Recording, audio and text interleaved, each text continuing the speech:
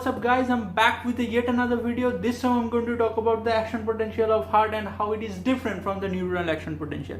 Now in the previous video I have already talked about the action potential of heart is little different than the neuronal action potential.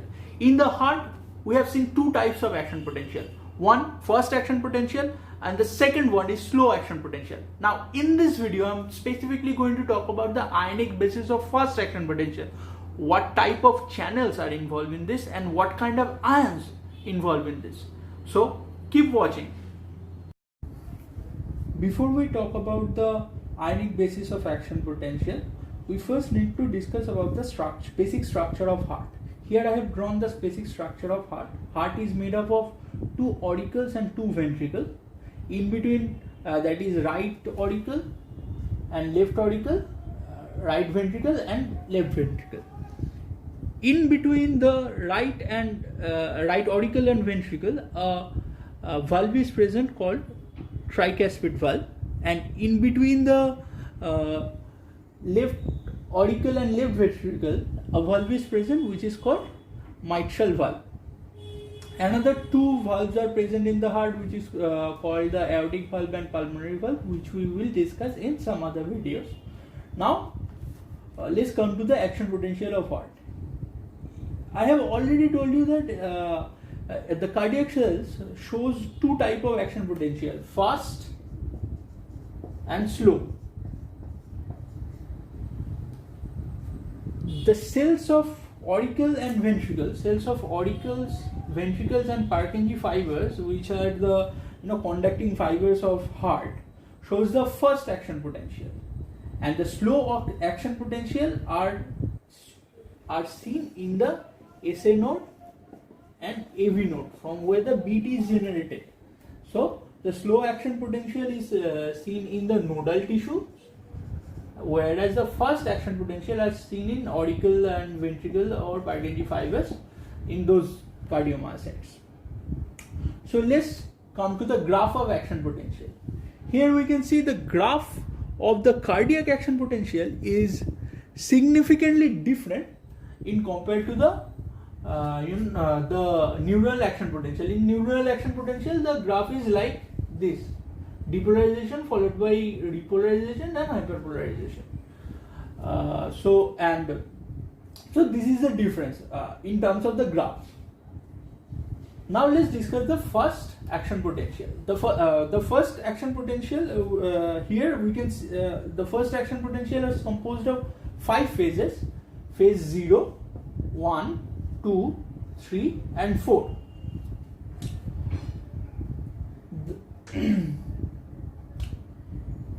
Okay, the phase 0 is characterized by the rapid upstroke due to the influx of sodium ion through the sodium channel into the cell. So this phase 0 is occurring due to the influx of sodium, just like it was happening in the nerve cells. Sodium is entering the cell and the sodium is rapidly entering the cell, and the upstroke is here is seen. Okay, next is the phase 2. Next is the phase 1, next is the phase 1, that is a brief repolarization phase after the upstroke and is due to the efflux of potassium. This one is the phase 1. Phase 1, what is happening in the phase 1? That potassium is exiting the cell, so a brief repolarization is happening, just like it was happening in the neuronal tissue. Potassium was exiting in this from the cell. In the phase 2, what is happening in the phase 2? Phase 2 is a plateau phase which occurs due to the influx of calcium, which is counterbalanced by the potassium efflux. This phase, the phase 2 phase, is new and it is key for the first action potential of heart. Here what is happening is that calcium is entering the cell. Calcium is entering the cell, and potassium and along with that potassium is exiting the cell. The amount of calcium which is entering the cell, exactly the amount which is exactly the amount of potassium which is exiting the cell. So this effect is counterbalanced. That's why we are getting this plateau phase. And after that, phase 3 is observed, which is characterized by the slow but steady repolarization due to the influx of potassium. Okay, this is the phase 3 where potassium is exiting the cell, and followed by the phase 4, which continues till the membrane repolarizes to the resting state. This is the phase 4. Let's talk about all the 5 phases in detail now. First is the phase 0. First is the phase 0. Any stimulus that are able to stimulate the membrane to the critical value elicits the action potential. The rapid depolarization that occurs in the phase 0 is exclusively due to the influx of sodium into the myocyte, leads to the increase in sodium gradient. So why this depolarization happening? Because sodium is entering the cell. When the resting membrane potential is certainly depolarized from minus 90 millivolt to the minus 65 millivolt, the cell membrane properties changes dramatically and the inside of the cell become more positive than the outside. The resting membrane potential of heart is minus 90 millivolt. Any stimulus that alters this minus 90 millivolt to minus 65 millivolt produces the action potential. Minus 65 millivolt is a critical value, that is a threshold value where all the sodium channels become activated. As sodium channels become activated, sodium rushed into the cell and depolarization is observed. Okay. The sodium which is entering the cell, the channel through which sodium is entering the cell are called first voltage gated sodium channel. Okay. These sodium channels have unique characteristics. Sodium channels open very rapidly or activate, therefore resulting in abrupt increase in sodium gradient. However, once they are open, they become inactive or attains the inactive state, and sodium gradient decreases. So what is happening here? At minus 65 millivolt, all the sodium channel is open, sodium rushed into the cell, the depolarization happening and attaining the plus 65 millivolt. Here all the sodium channels become inactivated. How they become inactivated? The inactivation gate is bind to its receptor at the channel opening, so no sodium is can enter the cell, and this channel remain inactive until the sodium until the membrane attains its resting membrane value. When the membrane attains the resting value, this inactivated channel attains the closed state. How it attains the closed state? The activation gate at the closed state, activation gate is activation gate is now closed and the inactivation gate is open. So any stimulus that now comes can open the channel and sodium again can enter the cell, and the action potential can begin, or the membrane depolarization can start happen. In the previous video, I have already talked about the importance of this refractory period, and this refractory period, the absolute refractory period and the relative refractory period, and this property of sodium channel is very important in all the cases, especially in the heart, because it aids the heart in many cases that it maintains the normal pumping of the heart. If this refractory period was not there, then what would happen? If simultaneous stimulus is coming, what happens is that a sustained contraction can be seen. So sometimes what happens is the ventricular relaxation is not properly happening in that case, and it would interfere with the normal action of the heart. So that is why the refractory period and this property of the sodium channel is so important. Now let's discuss about the next phase, which is the phase 1.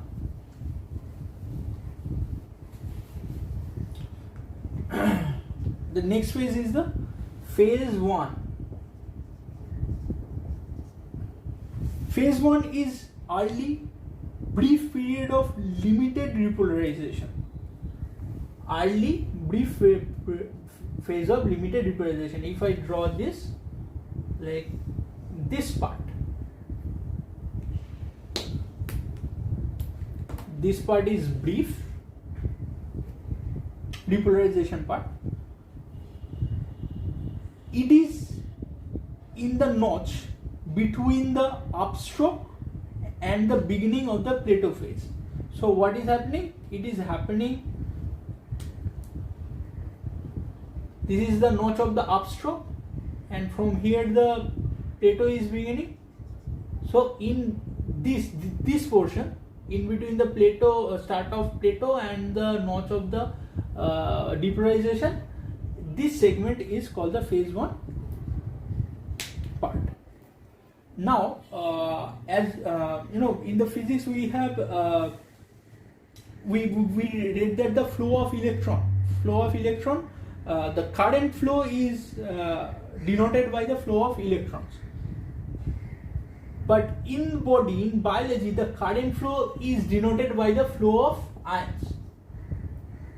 Okay, in biology the current flow is denoted by the flow of ions. Here we will designate the flow of ions as current. So the phase 1 is brief because of the activation of transient outward current carried mainly potassium ion. So why it is brief? Because here a current is activating, that is called outward, the transient outward, sorry.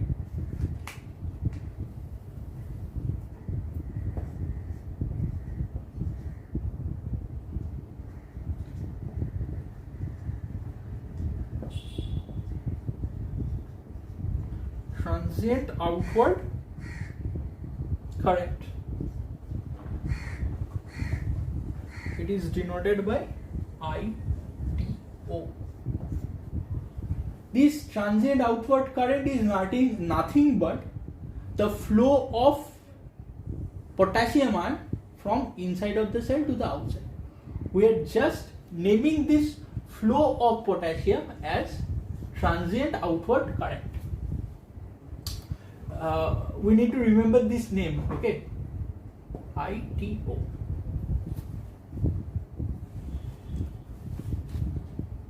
The main event which is happening in this phase 1 is that activation of this transient outward current. So let's move to the next segment, that is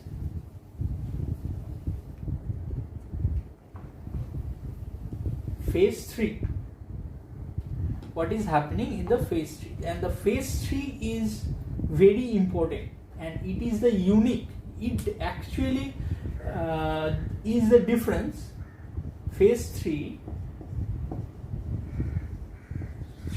is the difference between the neuron and the first action potential of the heart.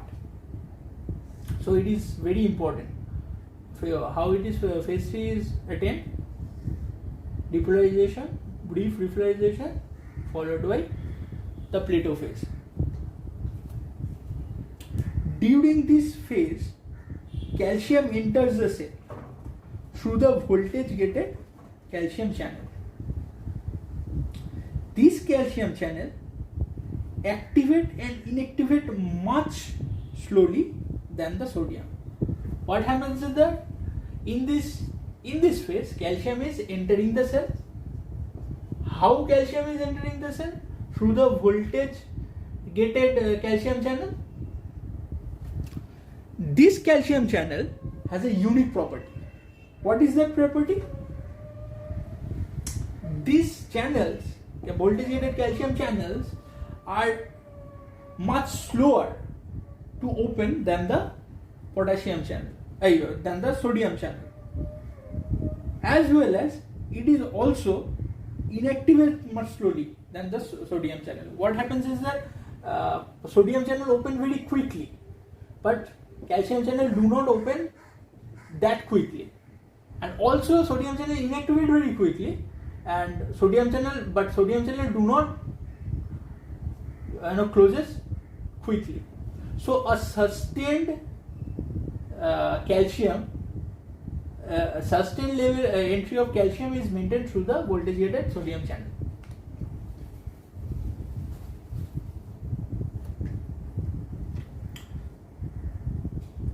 During this phase, calcium entry is counterbalanced by the potassium exit.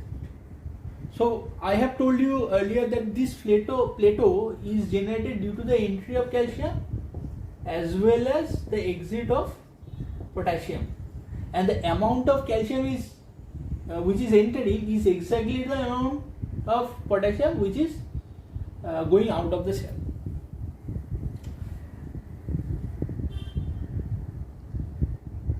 Potassium exiting through the channels that conduct mainly the ITO, IK and IK1 currents. What is ITO? I have already told you. ITO is the transient outward current. IK and IK1 are the rectifier,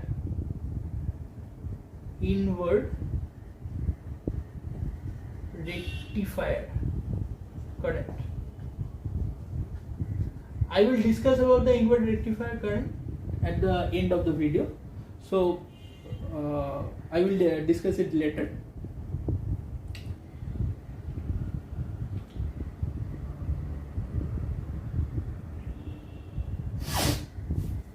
Calcium enters. Now let's talk about the calcium channels. Calcium enters the cell through the voltage gated calcium channel. They become active as the membrane potential. We will here membrane potential will we will denote membrane potential as Vm. Okay, calcium enters the cell through the voltage gated calcium channel. They become activated as the Vm progressively become less negative during the upstroke. What is happening is that calcium is entering the cell through the calcium channel. When calcium channels is become activated, when Vm is becoming less negative during the upstroke of the during the upstroke of the phase 0. Okay. Calcium channels are of two types. Calcium channels are of two types. One is L type of calcium channels, one is T type of calcium channels. L is denoted as long lasting and T is denoted as transient. This one is abundant in heart.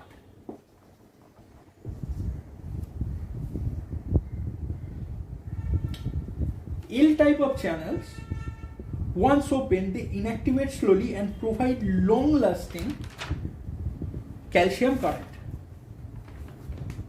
Okay, this L type of channel, once they are open, remain open for a long period of time. It remain open for the long period and provide a sustained entry of calcium. They become activated when the Vm reaches minus 20 millivolt. It is minus 90. Let's say here 65 millivolt minus, and about here is minus 20 millivolt. So at this time, calcium channel, L type of calcium channels is starting to open. As I told you that it is slow to open, so not all the channels are open here.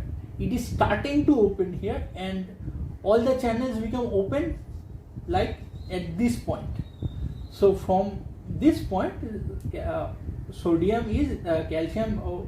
The calcium flow is highest at this point. Another type of calcium channels which is found throughout the body, that is T type of channel, which is activated in much less VM, that is it is activated at minus 70 millivolt, and also very quick to inactivate. They activate at minus 70 millivolt and also inactivate more quickly than the L type of channels. This T type of channels are seen in muscles also. It is not so abundant in the heart. So this phase is very key, and it is unique for the first action potential, the Plateau phase. Why this Plateau phase is happening? Due to the entry of calcium as well as the exit of potassium, and the entry of calcium is counterbalanced by the potassium exit. How calcium is entering the cell? Through the voltage gated calcium channel. Voltage gated calcium channels are slow to open in compared with sodium channels, and as well as they are slow to close in compared to the sodium channels as well. They are activated at about minus 20 millivolt, and they are starting to activate at minus 20 millivolt, and all the calcium channels become activated at this at the beginning of the phase 2. So these are the this is all in the phase 3. Let's phase 2. Let's move to the phase 3. This is the phase 2.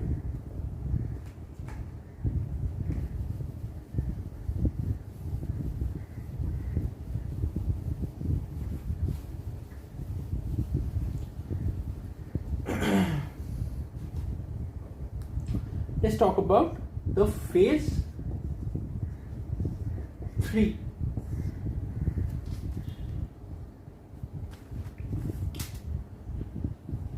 The process of initiation of the final repolarization starts at the end of the phase 2, when the efflux of potassium from the cardiac cell begins to exit the influx of sodium.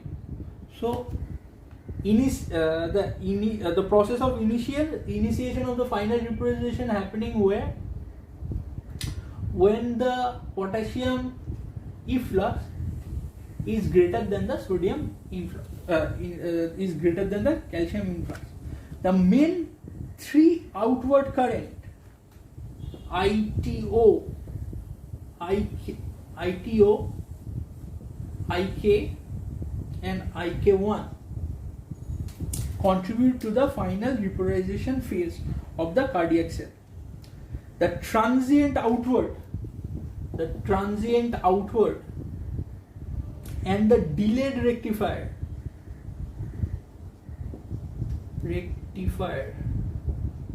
that is IKR and IKS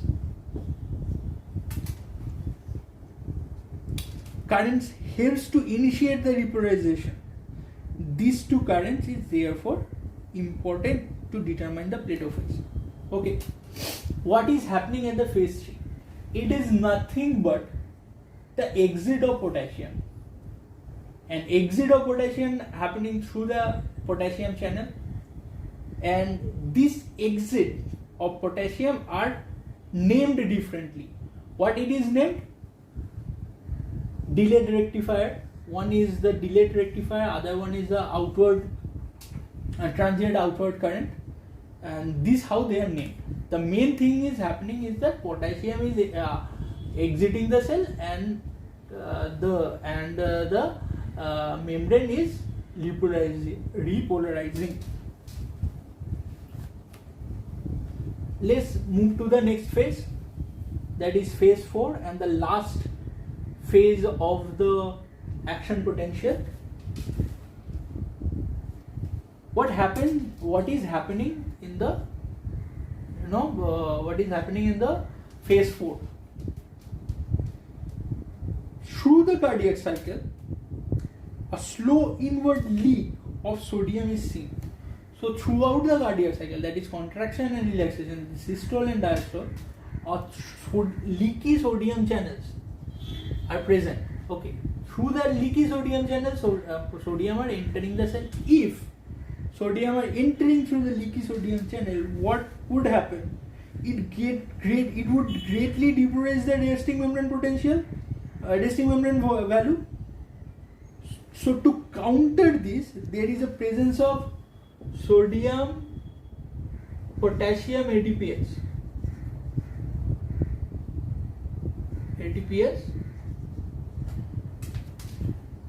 There is a presence of sodium potassium ATPase in the cardiac cell, as well as sodium calcium antipode. By the action of these two,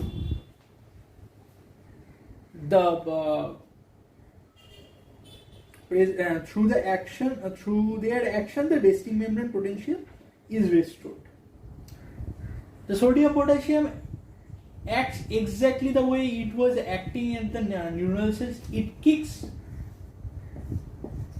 two sodium out of the cell and brings 3 potassium into the cell. Sodium calcium what sodium calcium antibody is doing? Sodium calcium antibody actually exchanges 3 sodium with 1 potassium.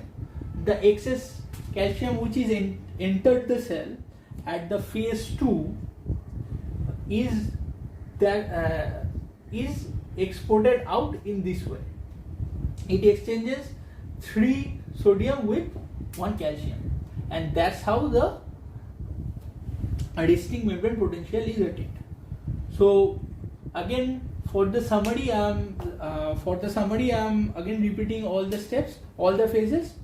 At phase 0, let me clear the board.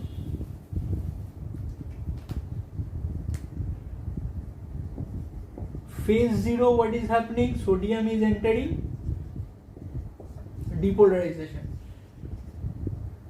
is occurring. Phase 1, potassium exit, brief repolarization. Phase 2, what is happening? Calcium, main event is calcium in influx,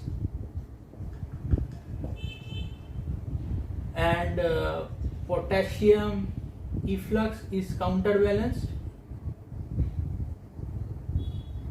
equals to potassium efflux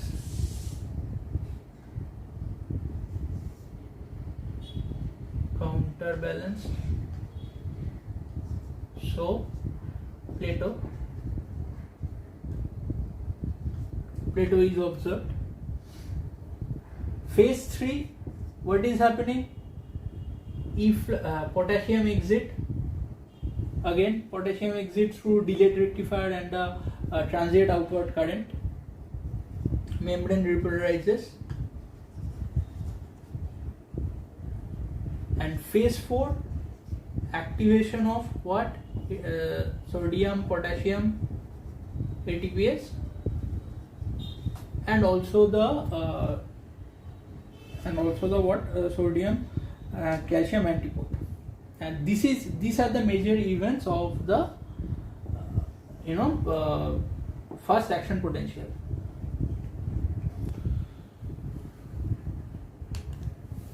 Now let's talk about what is inward rectifier current.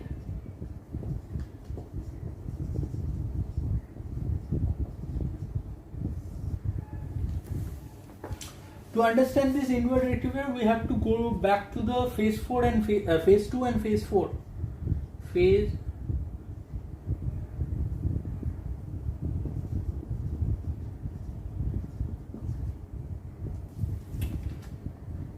during the plateau, the concentration gradient of K plus across the cell membrane is virtually the same as it is during the phase 4. However, the Vm is positive. So at phase 2 and phase 4, the potassium gradient is same. Just what is different is at phase 2 the Vm is more positive than the phase 4. Okay. Therefore, there is a large gradient that favors the efflux of the potassium from the cell. If the gradient of K plus were the same during the plateau as it is during the phase 4, the efflux of potassium during the phase 2 would greatly exceed the influx of the calcium, and the sustained plateau could not be achieved. To counter this, if the potassium gradient here remains the same as it is here, then the potassium would exceed at great amount than the calcium which is entering. So the plateau will not be observed. Okay.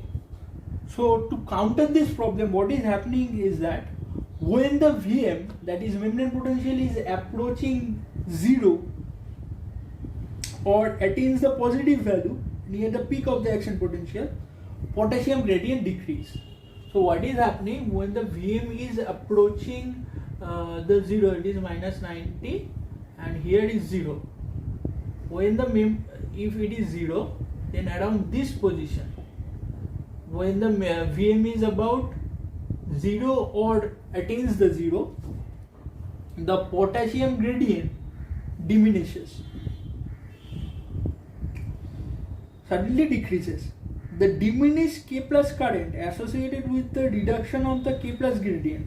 So as the K plus gradient decreases, here K plus, as at this position K plus gradient decreases, so potassium current will also be decreased.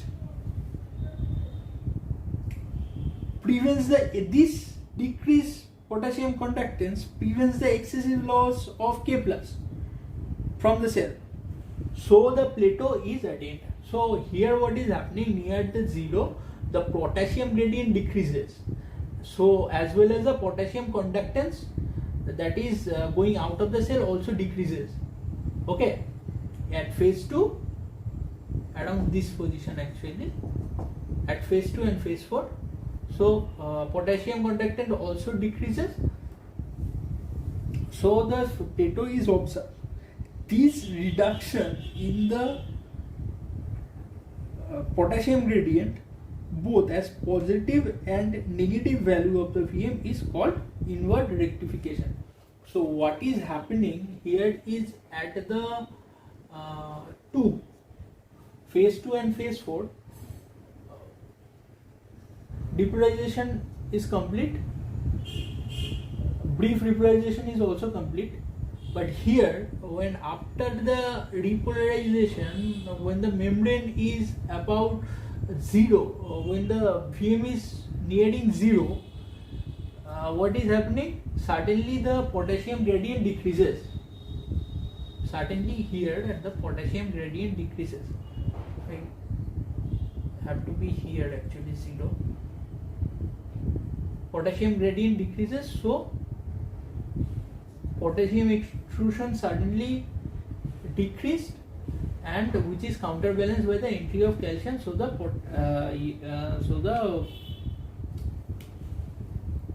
plateau is observed. This reduction in the potassium gradient at both positive and low negative value of Vm is called the inward rectifier. That's it, guys. That's all for today. I have discussed the ionic basis of a fast action potential of heart, all the 5 phases in detail, the currents which are involved in it, the ions and the ionic channels which are involved in it. Also, I have talked about the basic structure of the heart. So if you have any question, the comment section is open. I am going to leave my Instagram link there. You can DM your question me there. In the next video, I'm going to talk about the slow action potential which is happening in the nodal tissue, the detailed ionic basis of the slow action potential. So if you like the video, do not forget to hit the like button and do subscribe to my channel for the new exciting videos. So thank you. See you at the next video.